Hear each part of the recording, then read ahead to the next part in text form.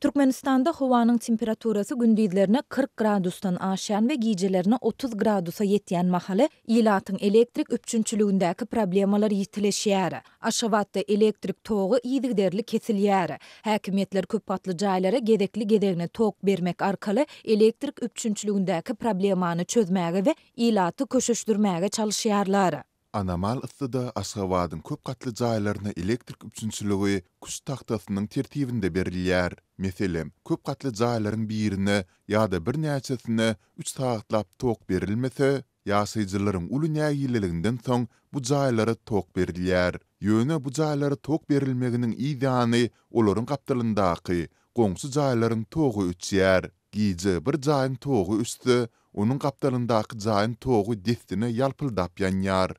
Dip Adatlyk radiosynyň habarçysy 9 awgustda maglumat berdi. Soňky bir näçe gün bäri hususan da gijelerine dowam edýän bu problemalar paýtagtlaryň köpüsinde nägilelik döredýär. Olar anamal ıssyda beton jaýlaryň we meýdançalaryň gündizlerine gyzyp, onuň horunyň gije ýarymda hem öçmeýändigini aýdýarlar. Köp edara kärhanalarda hem elektrigiň ýokdugy sebäpli jokrama ıssyda kondisionersiz işlemeli bolýan ýaşaýjylar öýlerine gelenden soňra da diňjalman ejir çekmeli bolýar. Ýaşaýjylaryň käbirleri elektrik üçünçlügi dikeldilýänçe daşarda gedelençe edip käbirleri platensiýalary öýläp salkynlamaga çalyşýar diýip Aşgabatly bir ýaşaýjy aýtdy. Häkimetler köp gatly jaýlara gedekli elektrik bermek arkaly problemanyň ula ýazmagynyň öňüni almaga çalyşýan mahaly bökdünçlüğün sebäpleri barada ilata açaçan maglumat bermeýärler. Olar problemanyň näçe wagt dowam etjektigi barada hem hiç zat aýtmaýarlar. Ýöne yerli elektrik hünärmenleriniň bir näçesiniň aýtmagyna görä paýtagtyň elektrik üçünçlügindäki bökdünçlükleri